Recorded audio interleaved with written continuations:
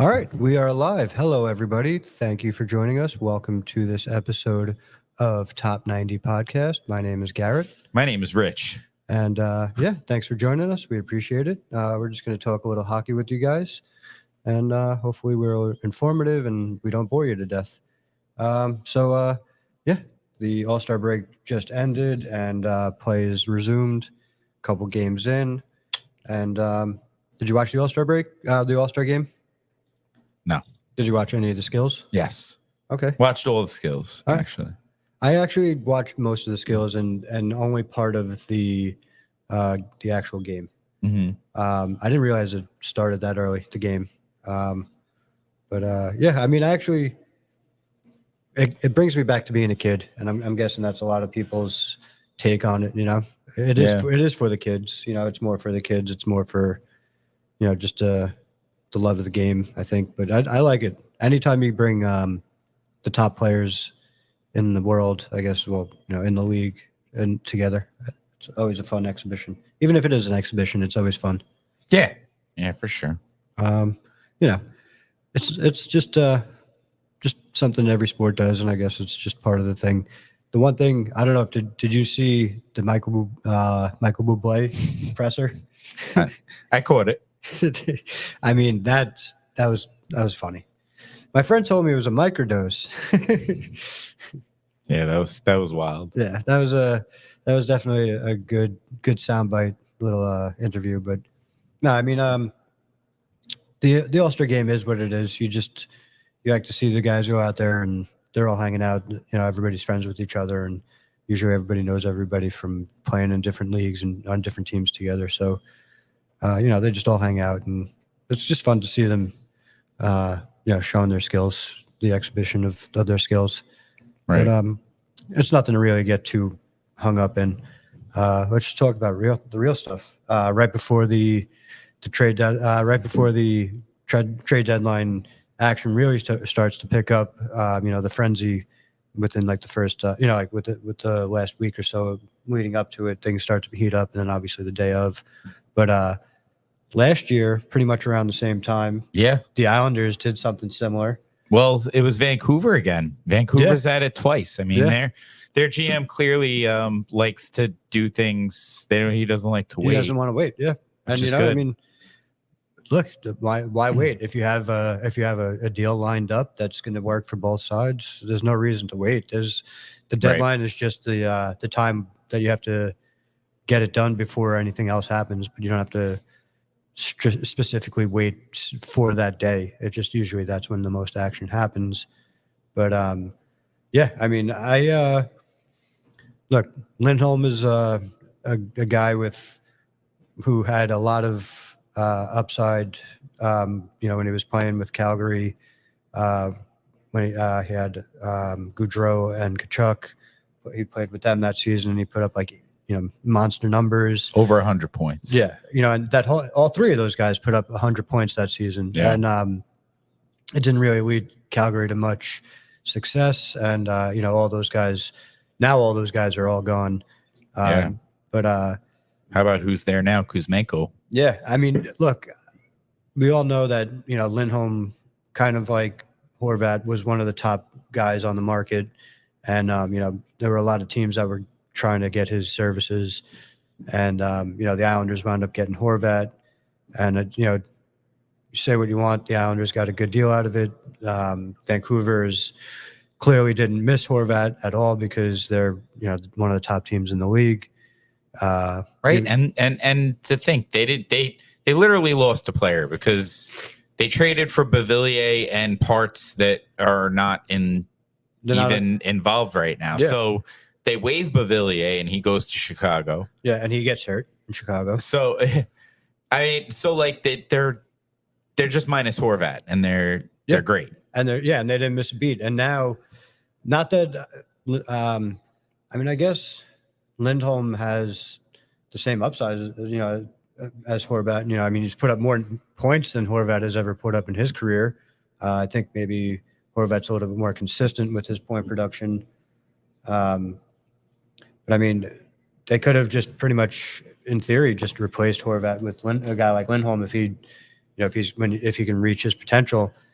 And if they're going to put him on the line with those top guys, there's no reason it's not like playing with Goudreau and Kachuk. Look, there's always something to be said. Kachuk is still, still one of the top players. With what he brings to a team. He's not having the same exact season he did, with Calgary or even last season. He's starting to pick it up, play a little bit better. He's had more production, but the Panthers are winning. There's always something to be said with the guy that's putting up points in his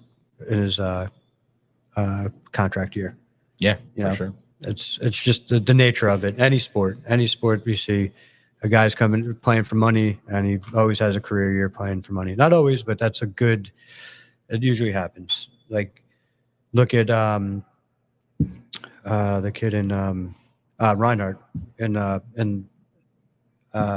the Panthers, right? He's playing for a contract, and the kid's playing unbelievable, having one of the best seasons of his career because money's on the line. He's playing himself into a nice contract right now, which is good for him. Good for him. He deserves it if he's going to if he can be consistent along those lines down the rest of the road. You just see what happens from going forward. But I think they might have given up too much, Vancouver, to get Lindholm. I mean, it just depends on the result of it. I believe that because, they gave up Kuzmenko, but it's a guy they didn't have. Like, they had him last year. He was he was a newcomer last year, and he did very well. Yeah. And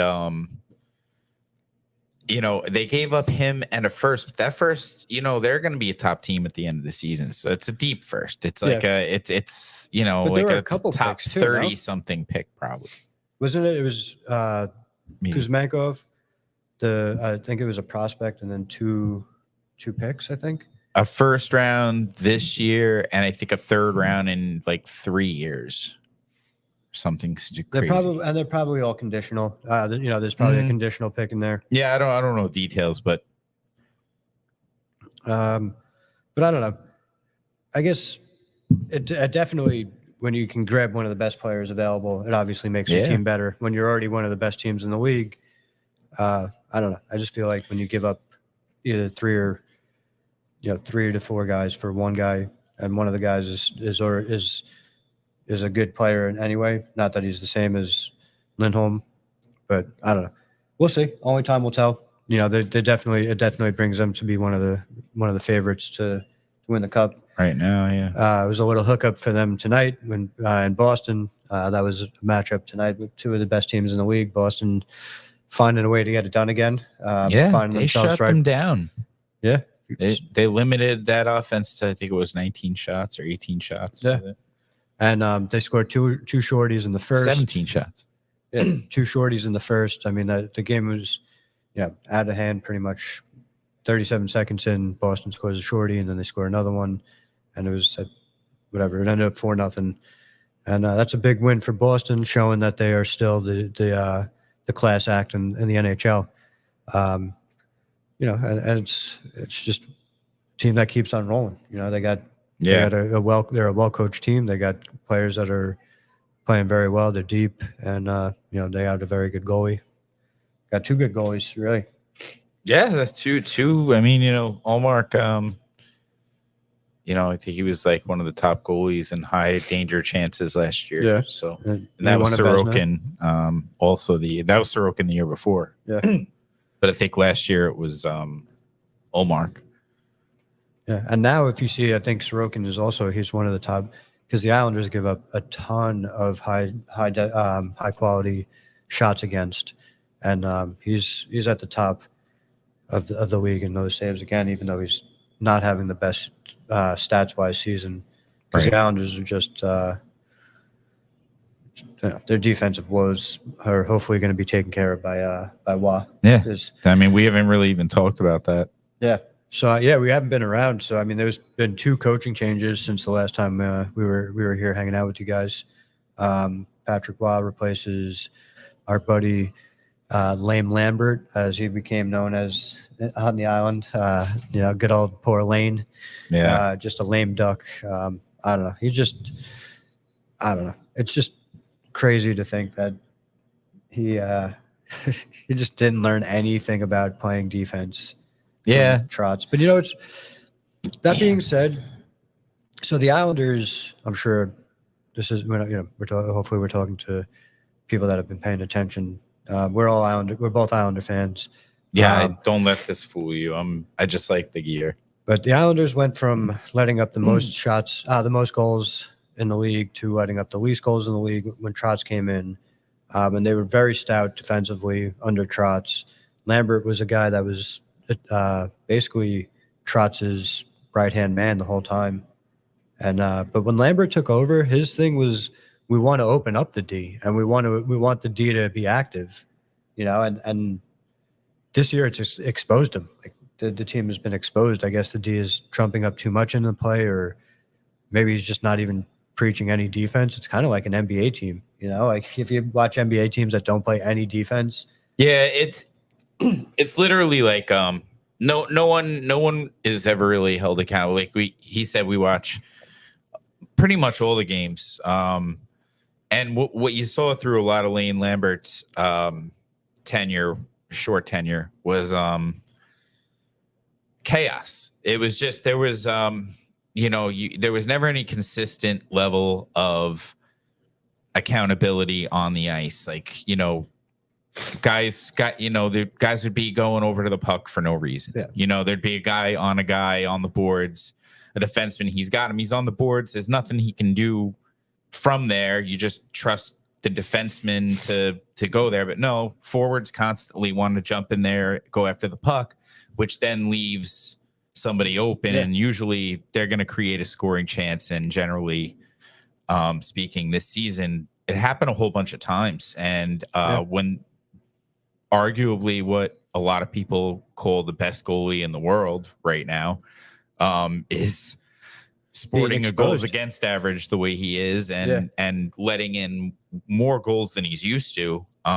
It's a testament to how poorly the whole team has played. And you've seen in a short time with Patrick Roy that, they still have trouble in certain areas, but the efforts there. And what I've noticed, and this is key, Matt Barzal is starting to play better. Matt and he's Barzal starting to really, really adjust his game. And when you have a guy like Matt Barzal, who's just been nothing but a problem for the last bunch of years, because he's a guy who, he'll get his individual points and stuff, but usually the stuff he does on the ice doesn't really help the team through 60 minutes. Because he does a lot of a lot of puck carrying. He does a lot of circling back. He does a lot of east and west instead of north south. And then Lane Lambert would put him in the same situations over and over again. Empty net, he'd skate the puck in, turnover, et cetera, et cetera. And you also saw, sorry to cut you off, you also saw like at the beginning of the season, and I'm not going to toot my own horn here, but I have been saying for how long that Matt Barzal is not a center. He should be playing on the wing. Right. And I've been saying that for at least the last 3 seasons. And that finally has happened. I'm not saying it's because my prayers were answered, or that because anybody's listening to me, because I don't even think anybody's listening to me right now. And I actually have a platform to talk on it. But even when he first was like, I'm going to play wing, and then he was like, no, I'm going to switch wings instead of I'm going to play on the off wing, I guess, right?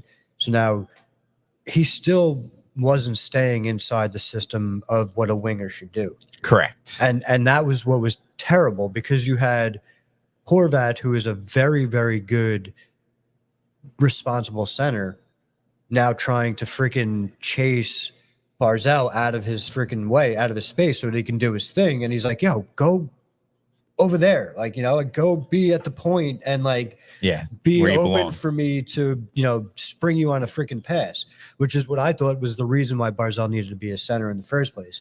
That speed. And the unfortunate, it's weird to say, because, and then I'll let you finish your point. It's weird to say that somebody with so much skill and so much ability, you see it on the time, and he sees plays happen and he sees players like and plays develop and stuff, sometimes his hockey sense and his hockey IQ is just downright fucking awful. Sometimes is generous. Yeah. But that's just it. He's one of the most skilled players in the league. Mm-hmm. And you saw it again. I know that. Sorry again to cut you off. Yeah. But you saw it at the All-Star break, at the All-Star game. For those who were keeping score, he had five assists and a goal, 6 points in the All-Star game. He didn't win. I mean, not that it really matters unless he had a clause in his contract where he would get some crazy bonus if he won the All-Star break MVP. I keep saying the All-Star break, the All-Star game MVP, which I doubt. But like, he probably should have won the MVP. And he put on a show. Even in the skills competition, he put on a show. And he's starting to come into the player that we saw when he was a rookie. He was a human highlight reel when he was a rookie. Yeah. And that disappeared in a hurry. Yeah. And it's very strange how that happened. It's almost like, so the first season they gave him a little bit of leniency to just be him. So he went out and was just remarkable. Mm-hmm. How many 5-point games did he have that season? It was like 5. It was 5 or 6. I don't know. It was a few. It was a lot. But I remember the game against the Rangers. He just lit them up every chance he got. He was all over the ice.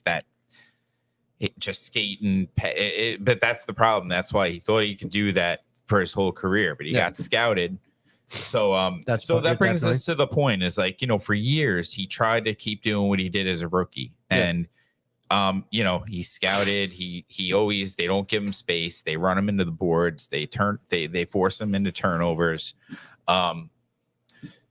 Lane never fixed it. Trotz barely fixed it. Mm-hmm.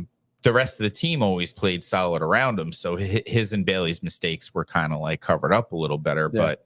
But, with Lane Lambert, he was the whole team is just a total mess when he's out there. Yeah. And with Patrick Waugh, though, which is what I was getting to, what you're starting to see is he is always in their ear all the time. Yep. He's loud. He's communicating, and he's got them listening. And I don't think they were before. I don't like we say, oh, Lane Lambert, he wasn't a good coach. He's a good hockey mind, and he had very good knowledge of the game. I just think that there's a fine line between that and being able to get it out, get it through to people. Yeah. And it's funny because you took the words right out of my mouth as far as him being a good coach. So before the Islanders kind of went on their downslide that got him fired, and they lost that kind of embarrassing game to the AHL fucking Chicago Blackhawks. That was bad. That was the reason he got fired for sure. I mean, I'm sure he would have probably been fired at some point anyway. They had 2 shots through 25 minutes of play last night. That's how bad they are. And that just shows how bad we were. Yeah.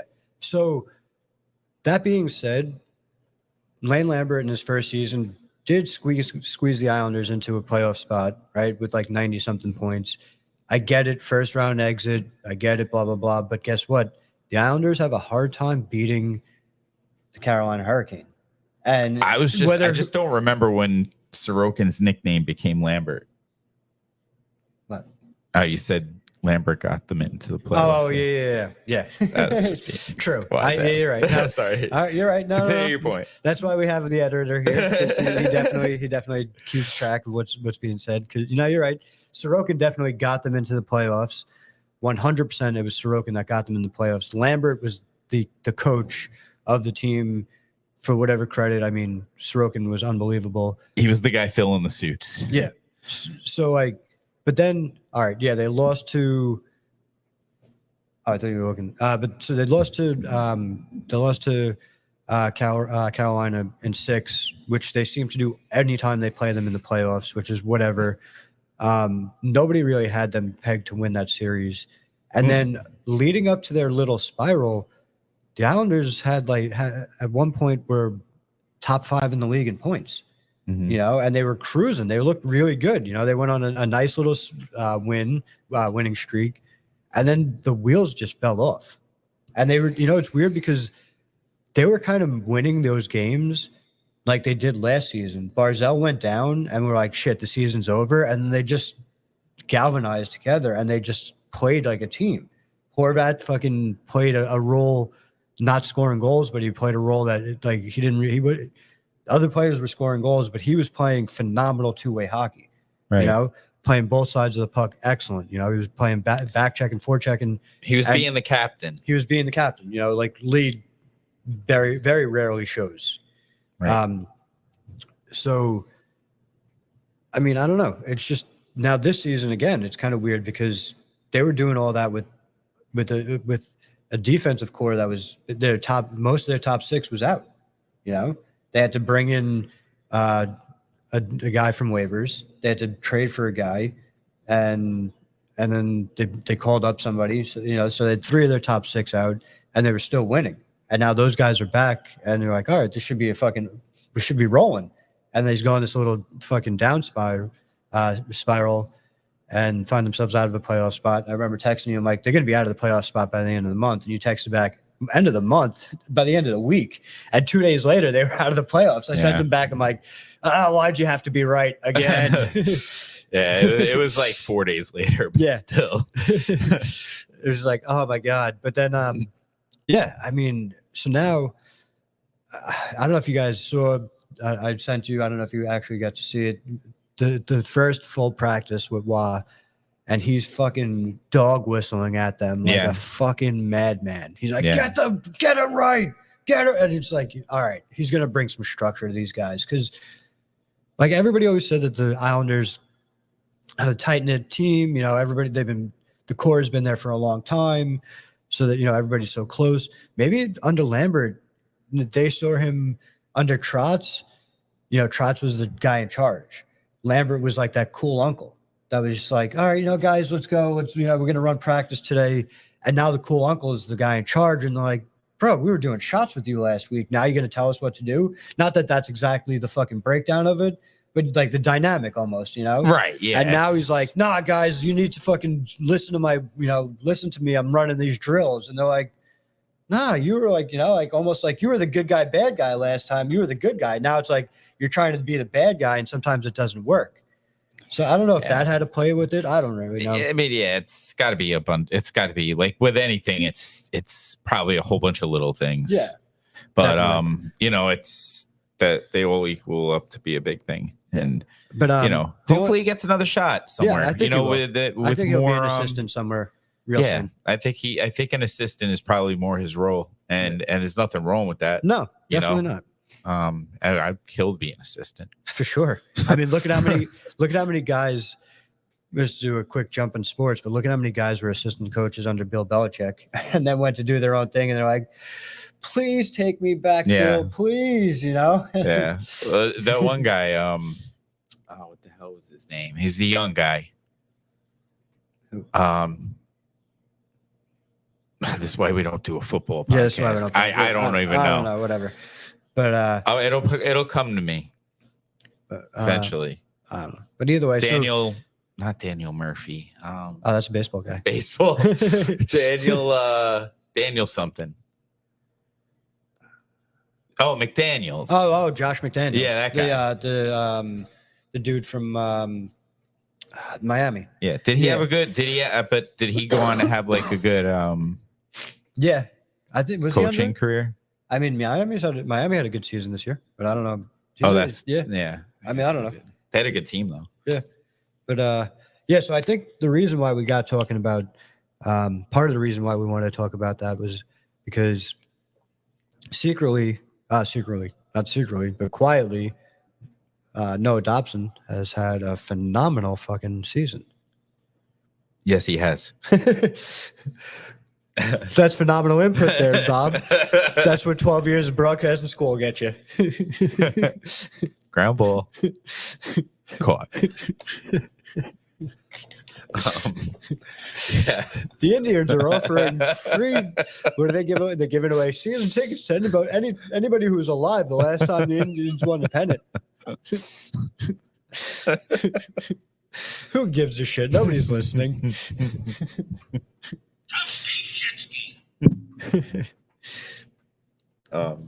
Yeah.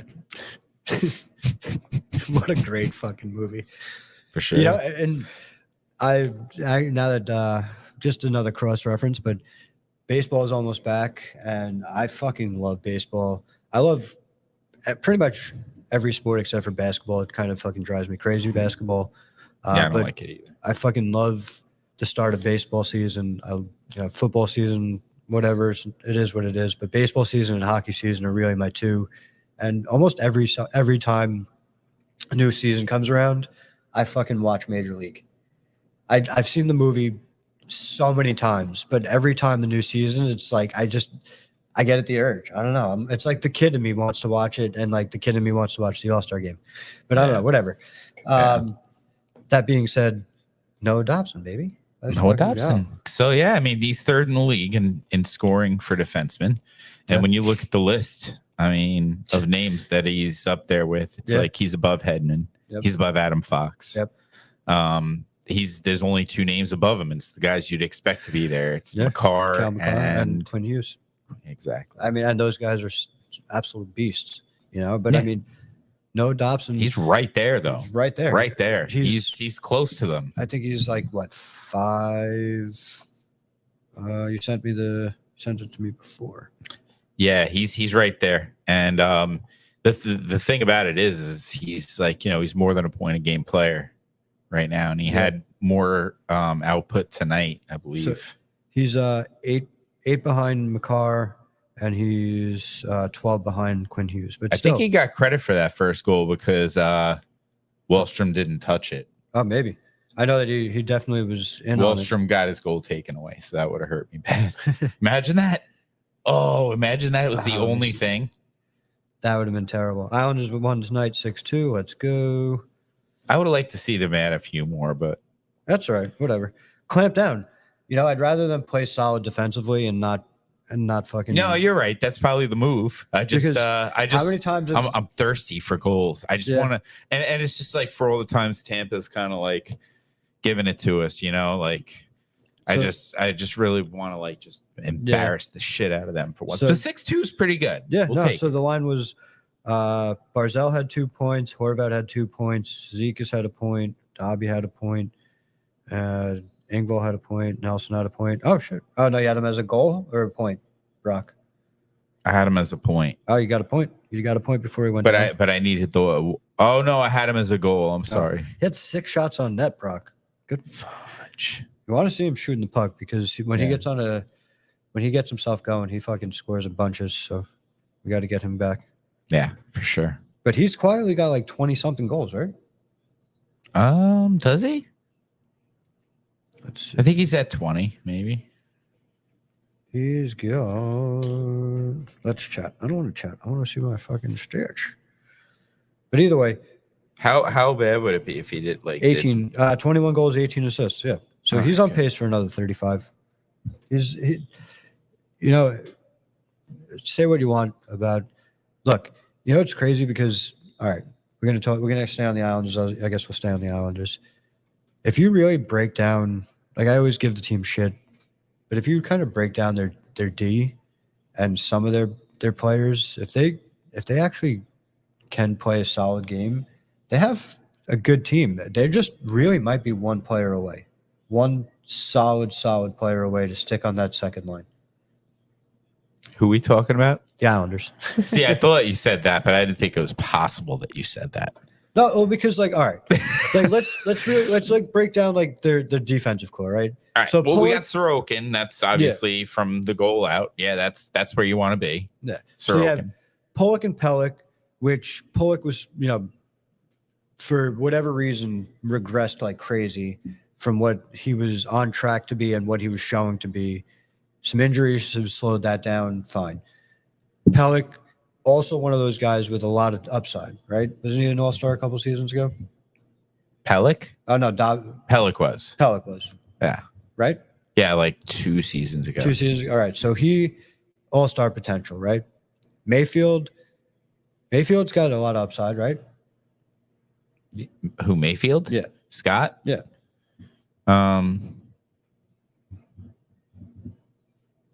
I mean, yeah. I mean, if Wah gets him playing a gritty style, like so I've seen good things from Mayfield, but I've seen some really bad things from Mayfield. But he's got upside. He's got upside. He could be worked with. Yeah, but he's not. He doesn't have to be. He doesn't. He could be a bottom 6 guy. Yeah. See that he should be more stay at home. Because then Romanov would be your third part of your second pairing, right? Yeah, him I'd like to see jump into the slot a little more because he's got a really good shot. And he's shown that a few times.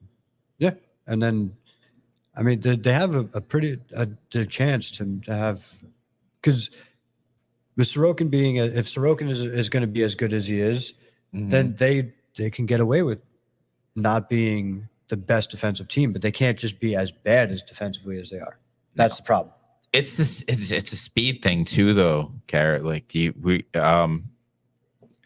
obviously Barzal is lightning fast. Yeah. I think Engvall might be kind of fast, right? Engvall's got some speed. Fast, but he's fast, but he's not always quick. Yeah.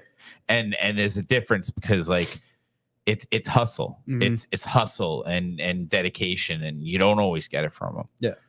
But like Nelson, I've seen Nelson show some speed from time to time, like takeoff speed, but but you don't think of him as a fast skater. No, Andersley is slow as hell. Pageau is slow as hell. Pageau is slow, yep. Cizikas used to be very fast, and now he's not. And now he's not because he's Clutterbuck's slow as hell. Matt Martin's slow as hell. This is a problem. Yeah. That and I love these guys. This is like the identity line. They're that's Cizikas is the man. Done. We like Cizikas. Yeah. But like something's got to change there. Oh yeah, that line's after the season. I can't imagine that it's going to stick together. I mean, I don't even know if someone some of that payroll's got to go. Yeah. I mean, eventually. I guess eventually they got to bring up this kid Ichkov. Yeah. Well, Clutterbuck's contract, when's that up? I think it's this season. Finally, get rid of him. Yeah, and I love Clutterbuck too. But again, from a standpoint of you're trying to build your team better, you need to be younger. Yeah. You need to be faster. Yep. You need to put hungry guys on that fourth line that want to grow into like players that get more playing time. Yeah. Not guys that are comfortable with the 15 minutes that they might get or the 12 minutes a game that they get. Yeah.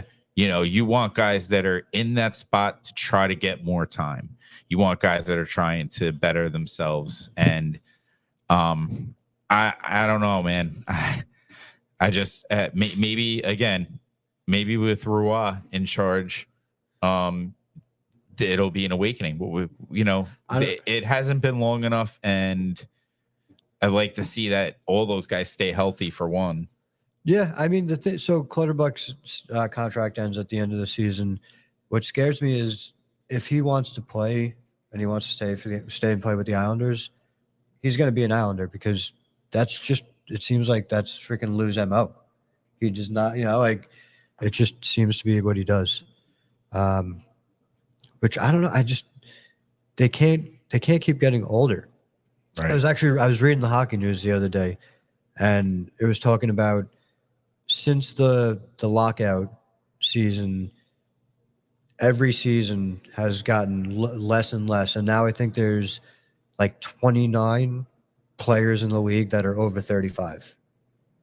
I don't know how many of them are on the Islanders, but I would like to guess that probably 3 or 4 of them are on the Islanders. Over what age? Over 35. Oh, Parisi's not here. 35. Let's see. I'm gonna look it up. Yeah, I can't, for some reason I can't think quickly enough. Mike Riley isn't, right? Because they have one of the oldest teams in the league. That's what they say. Yeah. Anders Lee has got to be maybe. Anders Lee is 33. Brock Nelson's 32. Martin's 34. Clutterbuck's 36. Varlamov's 35. Riley's 30. Palmieri's 33. Pageau's 31. Mayfield's 31. So they have how many that are over 35? Two, but you've said a bunch of 30 somethings. Mayfield's 31. So that's 1, 2, 3, 4, 5, 6, 7, 8. They have 8 players in their starting lineup that are in their 30s. Yeah. That's And not getting faster. No. So none of them are it's a speed game these days. and look, Sorokin hasn't been in the league that long, but he's already 28. So he's right. It's Lundqvist. It's like the Lundqvist situation. Played pro hockey before he came into the league. Yeah. Yeah, and he was stuck in Russia on the contract, kind of like what's going on with that kid with the prospect with the Flyers that can't come over yet. Oh, not the goalie, the Michkov. Yeah, Michkov. Yeah, that kid's gonna be a beast. Matvey Michkov. So, yeah. So you want to move on? I think let's spoke move about on. the Islanders for a long time. Let's see. What else? What else do you want to talk about?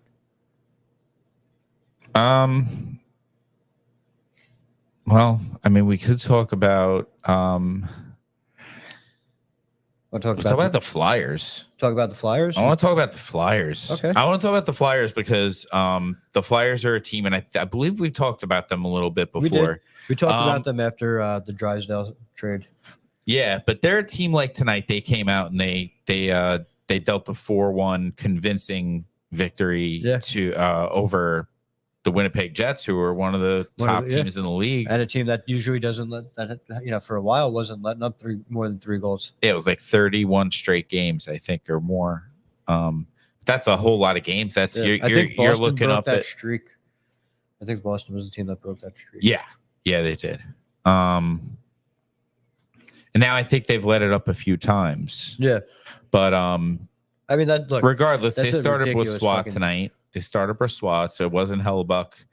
Brossoit's still a good goalie, but at the same time, it's 2 similar teams that went against each other tonight. It was 2 very defensive-minded teams, and the difference, I believe, in this one was the speed that the Flyers have. I didn't see a lot of the game. I saw some of the game, but the Flyers are quick on everything. They don't give you much room to breathe. They're relentless. They hit. Really like Travis Konechny. What a player! Really good, dedicated, and nasty skilled. Like just really like he gets that puck on his stick, and that can end up in the net so many different ways.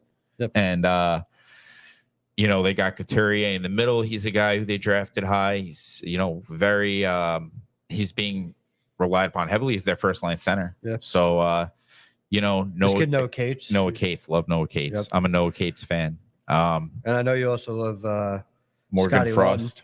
I love Scotty Lutz. I love Scotty Lutz. That kid's good. If I didn't hate the Flyers, if I didn't hate the Flyers so much due to allegiance, I would actually like that team. Yeah.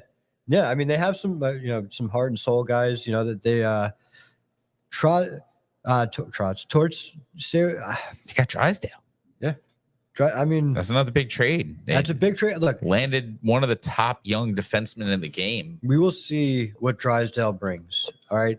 His upside, his potential, his hype, his everything. It's comparable to Dobson. Let him get healthy. Let him play some fucking full seasons. The kid hasn't played really. What's he played 80-something games? Like his whole entire. Oh career. Yeah, no, they're talking about his raw ability, like the different tools that he has, and that's going to be useful for sure. Let's break it down. Look at the raw ability of fucking Brett Lindros. The guy couldn't stay healthy, and he was fucking worthless. Well, he was slow as hell too. Yeah, which is fine, but I mean, if you can't stay healthy, then it doesn't matter. Let this kid. Let him fucking be. I'm not saying I just don't want to anoint him anything more than just a kid who's got to fucking play. Like this kid that they gave up. This kid's supposed to be really good. The kid that the Flyers gave up for Drysdale. Oh yeah, the Cutter Gauthier. I mean, and that kid's been tearing it up since the trade. So we don't know what these kids are going to amount to. I mean, he's got the talent, and Torts will bring it out of them, I'm guessing. But You know, the thing is, I mean, I don't know. Their defense is kind of a little suspect. After, I mean, they have Rasmus Ristolainen, Travis Sanheim, Sean Walker, Cam York. I mean, some of these guys that I think, and now that Carter Hart's gone out. See, and I'm wondering if that has something to do with his like refusal to play for Philly, if he had knowledge of that. Maybe. Because like he might have known and he's like, nah, I don't feel comfortable knowing that that's their guy. Like it could, you never know. That was their franchise goalie, dubbed their franchise goalie. Yeah. Yep. Yeah. So like that's all hindsight. Yeah, or not hindsight. It's like speculation. Speculate, yeah. Speculation. Yeah, I don't know if anybody would really ever know exactly what happened. No, that whole situation. But he didn't like something about the Flyers. Yeah. You know, I mean, maybe he was an Islander fan. He hates the Flyers just because growing up. But yeah, I mean, I think the Flyers are in the playoff hunt. They're third in the Metro. Yeah. They had I believe it was a 4-point lead on the Islanders to stay in third. Right now, the Islanders have 56 points. The Flyers have 60 points. Right. It stayed the same. There was no separation because both teams won tonight. But so like, yeah, I remember when I looked last, the Islanders were 4 points out of the Metro, but they were like 7 points out of a wild card or 8 points out of a wild card. Yeah. Because they just fell apart. They just fell. Yeah. So if you look at the record, it's like it's not good. They've won. They haven't won many games. No, they're being held together because of all those fucking regulation losses, overtime and shootout losses, where they get the fucking brownie point. And they have and I know we said we weren't going to talk about them anymore, but I just want to get back to this because I saw a stat for their minor league team that just made my stomach turn. And it's because I also heard that they have one of the worst or ranked prospect pools in all of I think it's sports. 31st or something. Yeah.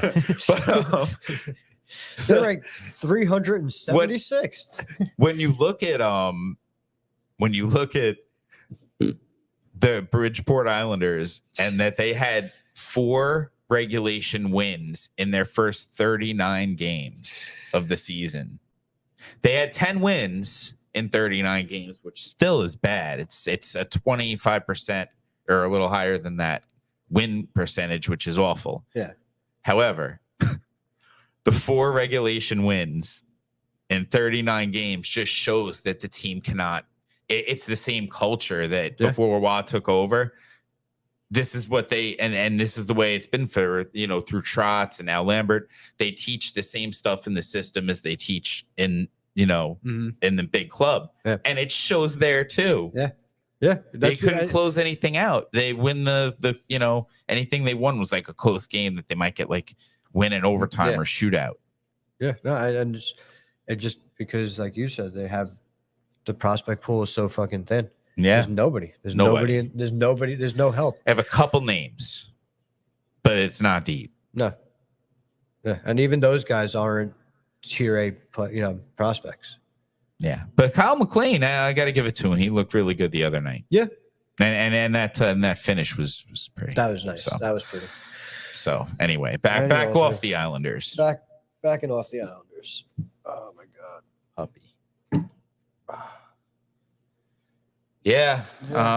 Flyers, they're right there. And then you look at a team like the Hurricanes, they won tonight 5-2 against the Avalanche. So they're rolling. Our team rolling again. And that's what's I keep going back to the Islanders. I feel like this is our one episode where we actually just like rep the Islanders hard, and I don't like it, but I kind of like it. We got to do it every now and then. We always go out of our way not to, and we said that. So, and I think as an Islander fan that's tried so hard this season to be kind of optimistic, I think the thing is there's so many teams now that are like actually are good. That there's so good that 4 lines deep, so good. And the Islanders just aren't that team. And it sucks because at one point they were rolling and they were doing what they were supposed to do because the momentum was snowballing positively, and they were, it's like, all right, if they can just stay in this place as long as they could avoid a little bit, like avoid the tailspin. But then they hit the freaking tailspin, and now they're 8 points out of a wild card, but they have to jump over all these teams that are, better than them. Face it, I mean, pretty much. And I don't know. I don't see them making the playoffs really. The Islanders this year, I mean, it's gonna be really tough unless there's an ace in the sleeve of both Patrick Waugh and Lamoriello. I don't know. I can't see it.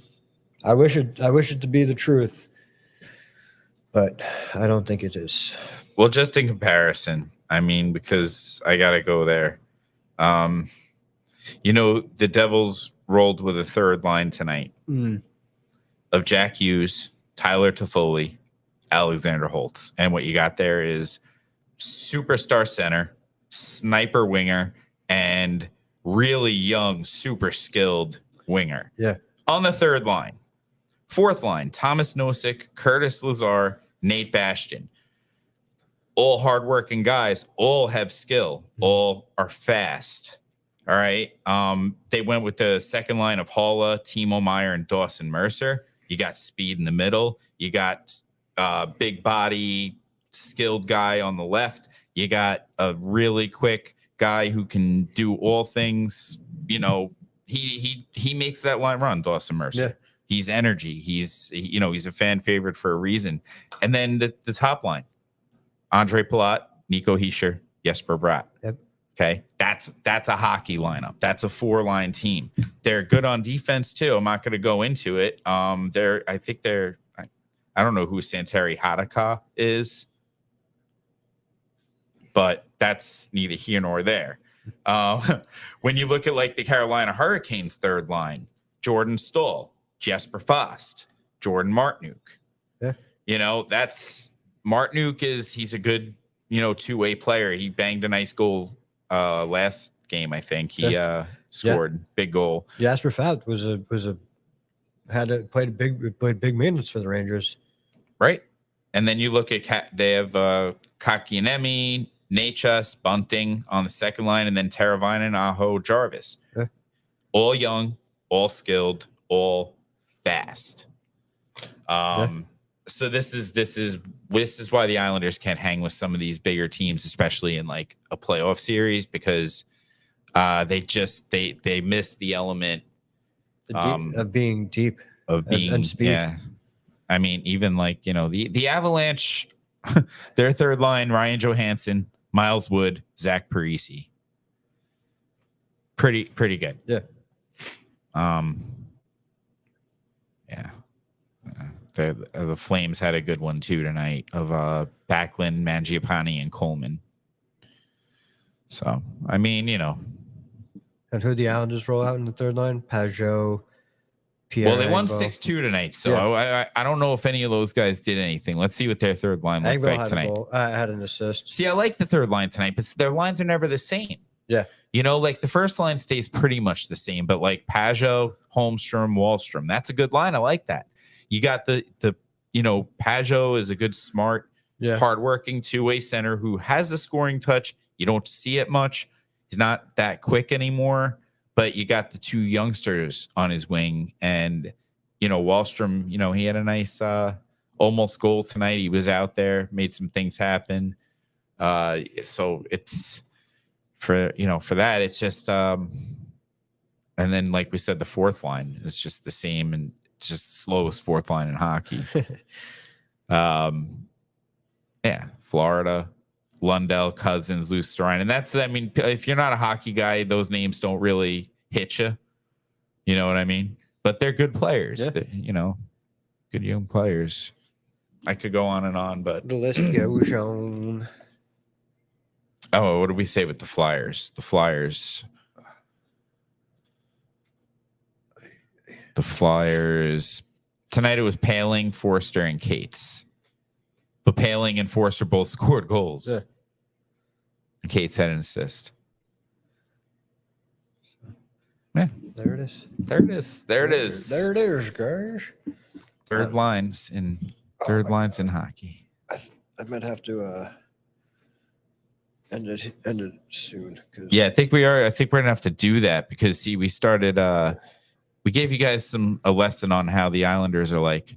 They're just not really a good team. Yeah, they get sting you. They're one of those teams that get sting you now and then. But we're gonna see. We're gonna see if we can get Patrick Waugh to squeeze the last bit of juice from these guys to get him. Well, yeah, because Patrick Waugh's overall coaching record.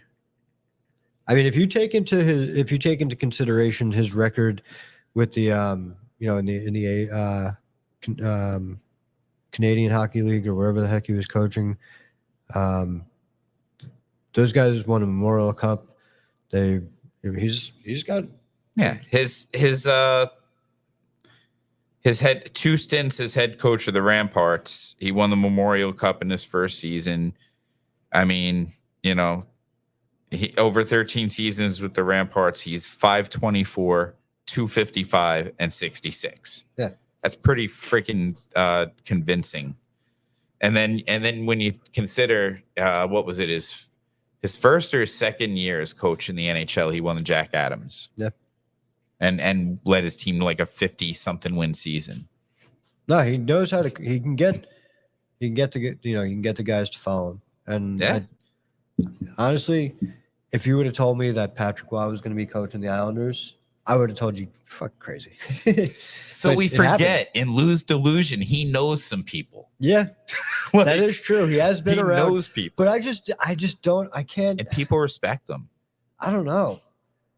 I mean, awesome that he was able to pull it off. I mean, good for him. I guess maybe he does have a couple of tricks up his sleeve. I like everything about it. I like it. I like everything about it because, I don't care if that team loses for the rest of the season, as long as they skate hard, as long as they're doing the right things. If they can't win, it's because they're not good enough.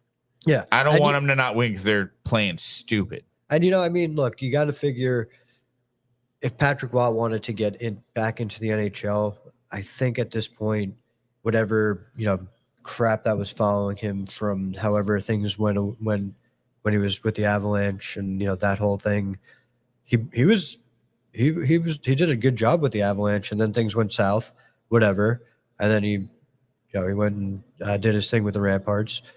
But you would like to think he probably might have been able to get it back into the NHL with another team that's not the Islanders, right? Yeah. At some point. So, I mean, I guess where I'm going with this is you have to think that Lou's like, look, I'm going to make this team better. Come in, let's work on this. I'm going to make this team better. I can't imagine that Lou is just like, yeah, come take over the fucking, the keys to this house.